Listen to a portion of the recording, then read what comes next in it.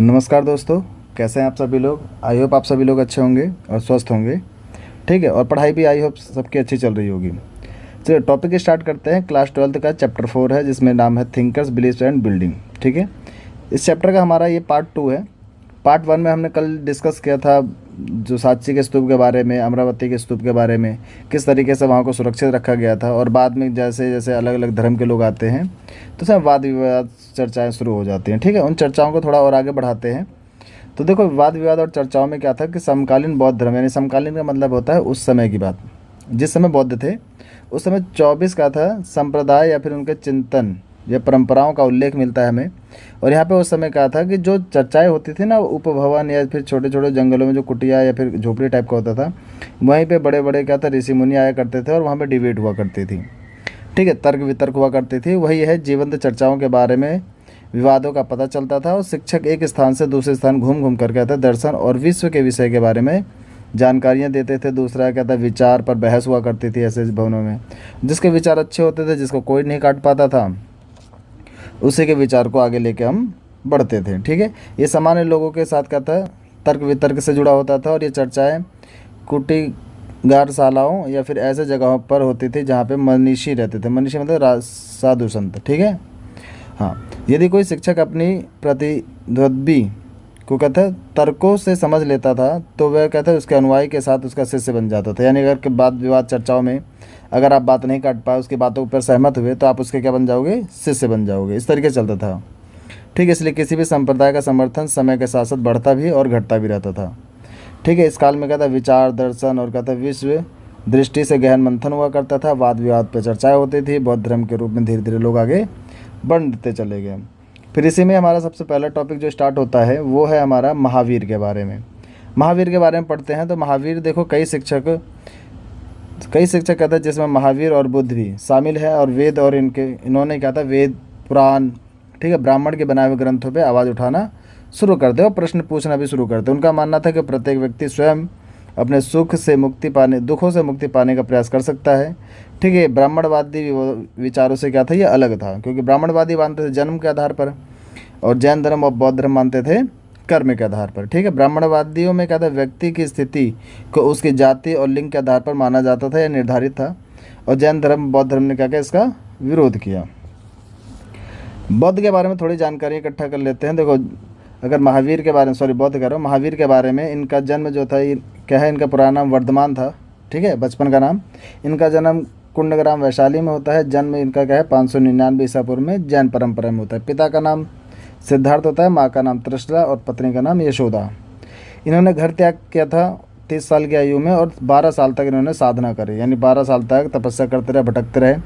और 42 वर्ष की आयु में इनको ज्ञान की प्राप्ति होती है। इनकी मृत्यु पावोपुरी में हो जाती है। और इनके जो ग्रंथ मिलते हैं वो कल्पसूत्र में मिलता है, जिन्होंने लिखा, किसने लिखा था, भट्टभाऊ ने। ठीक है, इतनी बातें क्लियर है। जैन धर्म के 24वें तीर्थंकर थे, जो कि पहले हमारे जो थे वो कौन थे, स्वामी ऋषभदेव थे। 23वें पशुनाथ और 24वें महावीर। इतनी बातें क्लियर है। ये चीज़ें आपने समझ लिया। गृह त्याग कब किया, कठोर साधना कब करी, ज्ञान की प्राप्ति कब हुई, और महापरिनिर्वाण यानी जब इन्हें मोक्ष प्राप्त हुआ तो इसको हम बोलते हैं महापरिनिब्बाण बोलते हैं। ठीक है, जैन धर्म के प्राचीन भारतीय धर्म है हमारे इतिहास का। और जो कहता हिंसा, अहिंसा, सत्य, तप और परिग्रह के सिद्धांतों पर आधारित होता है। 24वें तीर्थंकर हुए हमारे महावीर, और मानव को मोक्ष का मार्ग का रास्ता दिखाते हैं।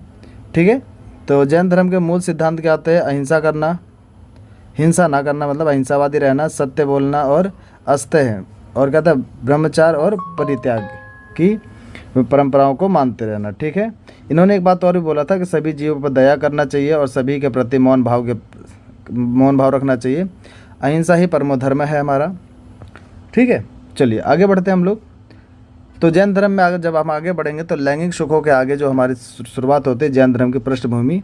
तो जैन धर्म कहता है मूल सिद्धांतों को जो शुरुआत होती है वो कब होती है, 6 ईसा पूर्व में होती है। ठीक है, और महावीर के जन्म से पहले उत्तर भारत में पहले से प्रचलित होता है। जैसे बौद्ध धर्म में, तो बौद्ध धर्म ने क्या था, बुद्ध भगवान ने ही बौद्ध धर्म को आगे बढ़ाया, उन्होंने शुरुआत करी।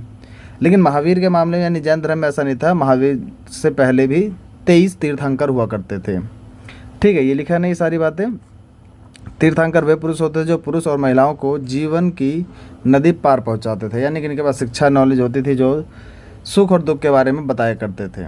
ठीक है, अहिंसावादी सिद्धांत इनका था। ठीक है, जैन दर्शन में कहता है सबसे महत्वपूर्ण ये था कि संपूर्ण विश्व क्या है, प्राणवंत है, यानी कि सभी जीवों पे क्या है, जीवन है, चाहे पत्थर हो, जैसे आगे लिखा है पत्थर, चट्टान, जल, इन सभी में क्या है, जीवन मानते हैं ये लोग। अहिंसा जैन धर्म का प्रमुख सिद्धांत होता है, और मनुष्य हो, पशु हो, पेड़ पौधे हो, कीड़े मकोड़े हो, या फिर पत्थर ही क्यों ना हो, किसी को नुकसान नहीं पहुंचाना चाहिए, ये इनका मेन पॉइंट चलता है। इसीलिए आपने कभी कभी जैन को देखा होगा तो मुंह पे कपड़ा बांध के रखते हैं, वो इसलिए नहीं कि पॉल्यूशन है, वो इसलिए कि ताकि इनके मुंह में अंदर कोई कीटाणु भी घुस के मर ना जाए, ऐसी मान्यता इनकी होती है। ठीक है, जैन अहिंसा के सिद्धांत पर भारतीय चिंतकों और परंपराओं को कहता है काफ़ी प्रभावित करते हैं। ठीक है, सभी जीवों पे करुणा करनी चाहिए, किसी को हानि नहीं पहुंचानी चाहिए, प्रकृति का सम्मान करना चाहिए, और संयम और आत्म शुद्धि का मार्ग अपनाना चाहिए। ठीक है, ऐसा जैन धर्म मानते थे। जैन धर्म का मानना ये भी था कि कर्म और पुनर्जन्म, यानी कि इंसान जन्म लेगा, अपने कर्म करेगा, फिर जन्म लेगा, और यही जन्म ऐसे ही चलता रहता है। यानी जैन के अनुसार क्या था, मान्यता ये थी कि जन्म और पुनर्जन्म का चक्र कर्म के आधार पर निर्धारित होती है। कर्म के चक्र से मुक्ति पाने के लिए त्याग और तपस्या की आवश्यकता होगी।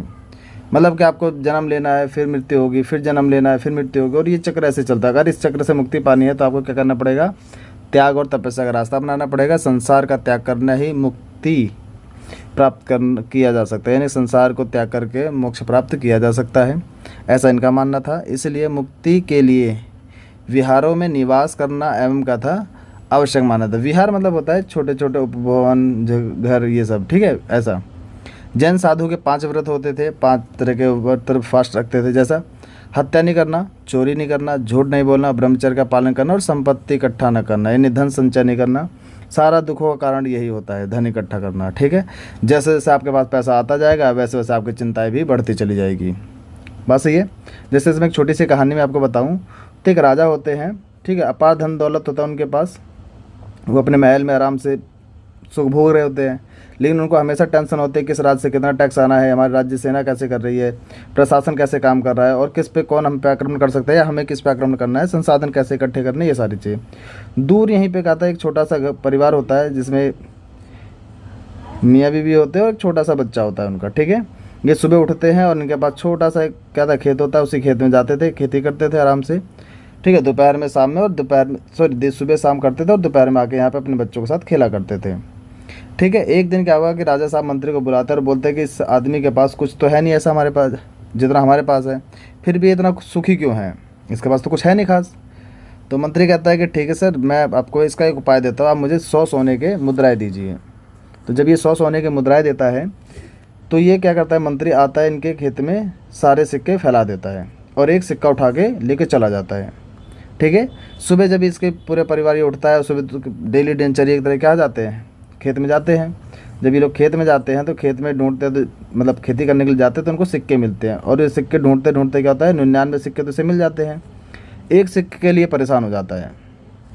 ठीक है, अब जो अपने बच्चों के साथ खेलता था, इसका बच्चा इसके पास आता है खेलने के लिए, भगा देता है। ठीक है, बीबी से ही परेशान रहता है। अब वो दोपहर में भी कहाँ, दोपहर में अपने बच्चों के साथ खेलता था, अब ये दोपहर में भी खेत में चला गया कि वो एक सिक्का है कहाँ। ठीक, खूब ढूंढता है, उसे नहीं मिलता है। और राजा दूर बैठ के, राजा और राजा मंत्री क्या करते हैं, बैठ के इसको देख रहे होते हैं कि किस तरीके से ये बंदा परेशान हो जाता है। ठीक है, तो कुल मिला के इस कहानी की स्टोरी यही है कि जैसे जैसे आपके पास पैसा आएगा वैसे वैसे और चाहत बढ़ती चली जाएगी।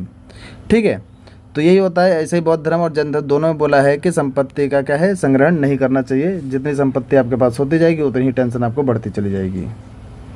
ठीक है, चलिए आगे बढ़े हम लोग। अब शुरुआत होती है हमारी जैन धर्म का विस्तार के बारे में। देखो धीरे धीरे कहता है जैन धर्म भारत के कई हिस्सों में फैलता चला गया, और बौद्ध की तरह जैन भी कहता है काफ़ी आगे बढ़े। और प्राकृत भाषा में, प्राकृत भाषा होती है ये आम बोलचाल की भाषा। ठीक है, संस्कृत हो गया, तमिल है, जैसे कई भाषाओं में इनके साहित्य लिखे गए, इनकी रचनाएं हुई, और इन ग्रंथों को पांडुलिपियाँ कई वर्षों तक मंदिरों से जुड़े हुए पुस्तकालय में सुरक्षित पड़ा रहा। ठीक है, ऐसे म्यूजियम में रखा रहा। पांडुलिपि होती है जो हाथ से लिखी गई कहानियाँ होती है। ठीक है, जैसे मैंने कुछ लिख दिया, अब ये लिखी हुई चीज़ चाहे कितनी अच्छी हो, चाहे कितनी बेकार हो, सुंदर हो, ठीक है, लेकिन ये इसकी जैसी राइटिंग, मेरी जैसी राइटिंग कहीं पे मिलेगी नहीं, आपकी जैसी राइटिंग आपको नहीं मिलेगी आपके अलावा। ठीक है, तो इसे बोलते हैं पांडुलिपि, जो हाथों से लिखी गई हो। ठीक है। जैन धर्म परंपराओं से जुड़ी क्या था, सबसे प्राचीन मूर्तियाँ जैन धर्म के तीर्थंकरों की मूर्तियों में शामिल है। और तीर्थंकर की मूर्तियाँ बहुत पुरानी पुरानी मिली भी हैं, जैसे यहाँ पे देख सकते हैं आप।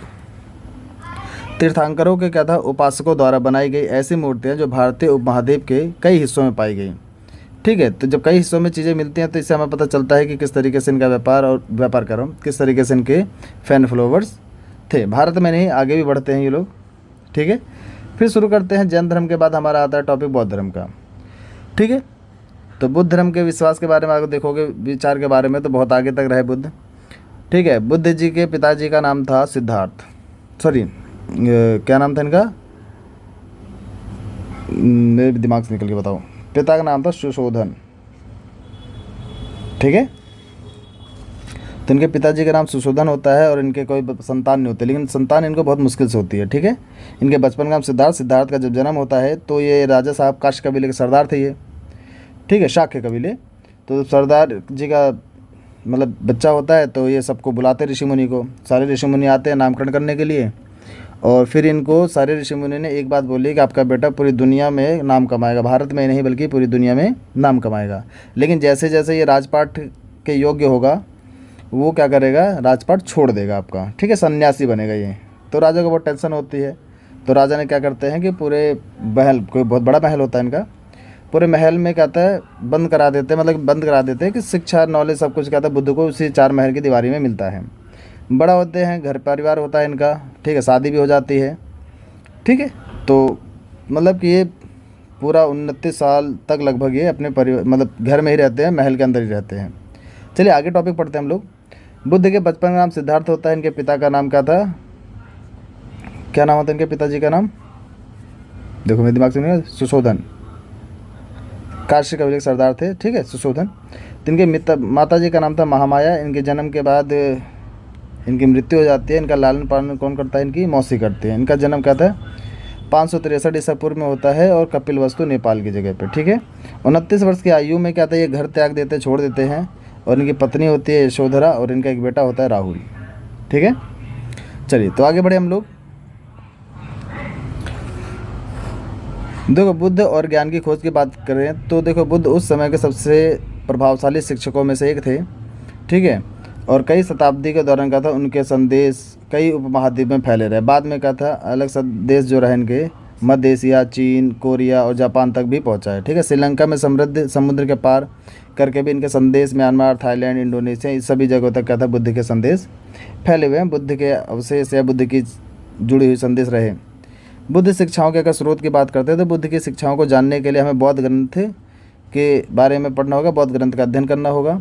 इन अध्ययनों का संपादन, अनुवाद और विश्लेषण भी किया गया है। ठीक है, दूसरे के इतिहासकारों ने बुद्ध के जीवन के बारे में रचित लेखक और जानकारियाँ प्राप्त करी हैं और इसमें कई ग्रंथ मिलते हैं। ठीक है, बुद्ध के जीवन काल से जुड़े लगभग 100 साल के बाद भी लिखे गए हैं चीज़ें, तो इतने फेमस ये रहे। इन ग्रंथों में बुद्ध की स्मृति को बनाए रखने का प्रयास किया गया है, किस तरीके से बुद्ध रहे, शांत स्वभाव के रहे।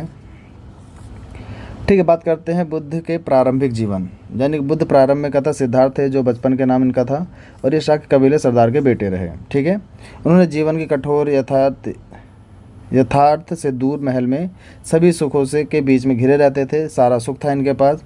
उन्हें क्या था, रत्कार को उन्हें क्या था, शहर घूमने के लिए मना लिया। मतलब ये था कि जब ये पूरे साल पूरी ज़िंदगी रहे, शादी ब्याह भी हो गए, तो राजा भी संतुष्ट हो गए भाई कि अब महल से बाहर जाएंगे नहीं और साधु वधु कुछ बनना वरना तो है नहीं।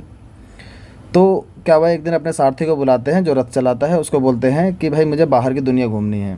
तो सारथी मना कर देता है। ठीक है, जब क्योंकि सबको मना किया था राजा ने, तो ये सारथी को क्या करते हैं, अपने मना लेते हैं। और मना लेते हैं तो फिर कहाँ जाते हैं, ये बाहर के बाद दुनिया। जब ये बाहर की दुनिया देखते हैं तो ये 4 दृश्य देख करके इनको बहुत तकलीफ़ होती है। ठीक है, सबसे पहली बार क्या हुआ ये कि देखो, सबसे पहले ये बूढ़े आदमी को देखते हैं, फिर बीमार आदमी को, फिर एक शव यानी डेड बॉडी देखते हैं और एक लास्ट में एक सन्यासी देखते हैं। होता क्या है, सिद्धार्थ पहली बार कहता महल के बाहर निकले और कहता इनकी जो यात्रा रही बहुत पीड़ादायक रही। इन्हें समझ में नहीं आया कि बूढ़ा आदमी भी कई होता है, लोग बीमार भी होते हैं, लोग मरते भी हैं। ठीक है, सन्यासी भी, ये सब देख करके इनके दिमाग में बहुत चकरा जाता है कि क्या है, क्योंकि ये राजमहल के अंदर था, सब कुछ सुखी सुख मिला इनको। ठीक है, सबसे पहले कहते उन्होंने एक वृद्ध व्यक्ति को देखा और बीमार व्यक्ति को देखा और एक शव देखते हैं। इन दृश्यों से क्या था, उन्हें समझ आया कि मनुष्य के शरीर का क्षण भर क्या था, अंत निधन है, यानी आज नहीं तो कल मृत्यु को आनी ही आनी है सबको। उन्होंने कहा था एक ग्रह सन्यासी को भी देखा और उसके वृद्धावस्था, बीमार और मृत्यु से परेशान नहीं था, बल्कि वो शांत था, क्योंकि उसको पता था कि सन्यासी के पास ना कुछ होता है और उसको भी पता होता है कि भाई आज नहीं तो कल सबकी मृत्यु आनी है। ठीक है, लास्ट में कहता है सिद्धार्थ सन्यासी बनने का मार्ग अपना लेते हैं और कुछ समय बाद कहते हैं उन्होंने महल छोड़ने की क्या करते हैं, बात करते हैं। ठीक है, एक दिन रात में ये चुपचाप निकलते हैं और इनके सारथी जो होता है वो देख लेता है, और जब देख लेता है तो फिर वो कहता है कि जी मुझे भी लेके चलो, नहीं तो वैसे भी यहाँ मारा जाऊँगा। तो लेके जाते हैं, आधे मतलब काफ़ी रास्ता निकलते हैं दोनों लोग। तो लास्ट में क्या होता है, शाम हो जाती है, एक नदी किनारे ये लोग बैठते हैं और सुबह 4 बजे सिद्धार्थ यानी बुद्ध चुपचाप निकल जाते हैं और उनका सारथी जो होता है वहीं रह जाता है। ठीक है, बात करते हैं ज्ञान की प्राप्ति। देखो सिद्धार्थ जब ये मार्ग अपनाया उन्होंने, तो सिद्धार्थ ने कहा था साधना कई मार्गों का अनुसरण करते हैं, यानी घूमते हैं, भटकते हैं। कई बार तो उन्होंने कहा था अत्यधिक कष्टदायक वाली कहा था साधना का उपयोग है, यानी जहाँ पे पूरे शरीर को कष्ट देना, पीड़ा देना। बाद में उन्होंने कहा था अतिवादी तरीके छोड़ दिए, यानी मार पिटाई या फिर बाल नोचना या फिर शरीर को कष्ट दे करके मोक्ष प्राप्त करना, ऐसा रास्ता ये छोड़ देते हैं। और कई दिनों तक कहते हैं ध्यान के बाद उन्हें ज्ञान की प्राप्ति होती है। ठीक है, इसके बाद वे बुद्ध अर्थात कहता है ज्ञानी व्यक्ति के नाम से प्रसिद्ध हुए और अपने शेष जीवन उन्होंने कहा था लोगों को धर्म और कहता स्मरक जीवन यापन करने की शिक्षाएं देते रहे। ठीक है, ज्ञान की प्राप्ति से सिद्धांत को बुद्ध या फिर उनके जीवन के कहता मानवता का कल्याण के बारे में अर्पित किया जाता है। तो ये टॉपिक हमारा यहीं तक बुद्ध के बारे में। आगे चल के बढ़ेंगे हम बुद्ध की शिक्षाएं क्या रही। ठीक है, बुद्ध किस तरीके से चीज़ों को मानते थे, और आगे चल के बुद्ध में भी 2 धर्म बढ़ जाते हैं, एक हीनयान और एक महायान। ठीक है, जब बुद्ध को पहली बार ज्ञान की प्राप्ति होती है तो उन्होंने क्या था अपने 5 शिष्यों को जो इनके साथ थे, ठीक है, इनके दोस्त थे, बाद में इन्हीं को सबसे पहले क्या देते हैं, शिक्षा देते हैं। ठीक है, और इनको ज्ञान की प्राप्ति कहाँ होती है, बौद्ध गया में। गया बिहार का एक जगह है, वहीं पे इनको क्या होता है ज्ञान की प्राप्ति होती है। और जब इन्हें ज्ञान की प्राप्ति होती है तो हम इसे क्या बोलते हैं, निर्माण बोलते हैं। क्या बोलते हैं, निर्माण कहा जाता है। ठीक है, ज्ञान की प्राप्ति क्या बोलते हैं, निर्माण। और जब इनकी मौत होती है, ठीक है, मृत्यु को बोलते हैं महापरिनिष्क्रमण। क्या बोलते हैं,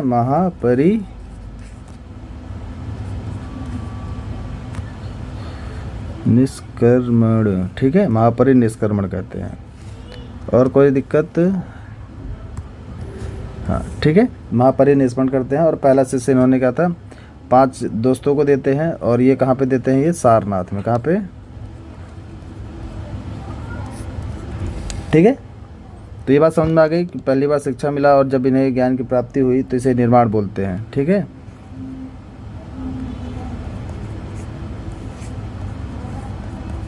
ज्ञान की प्राप्ति होती है तो हम इसे क्या बोलते हैं, निर्माण कहते हैं। इन्होंने सबसे पहला उपदेश किसको दिया, 5 दोस्तों को, यानी जो उनके साथ रहे। चलिए, तो वीडियो अच्छी लगी हो तो लाइक करना, सब्सक्राइब करना और अपने दोस्तों को शेयर कर देना। और हिंदी और इंग्लिश दोनों वीडियो में मतलब दोनों है इसमें। मैं हिंदी में ही सिर्फ बना रहा हूँ तो क्योंकि हिंदी के बच्चे ज़्यादा ठीक ठाक मतलब होते हैं, इंग्लिश मीडियम वाले बच्चे तेज़ होते हैं, समझ लेते हैं, नोट्स है तो इसमें लिखे हुए हैं। ठीक है, जय हिंद, जय भारत, थैंक यू।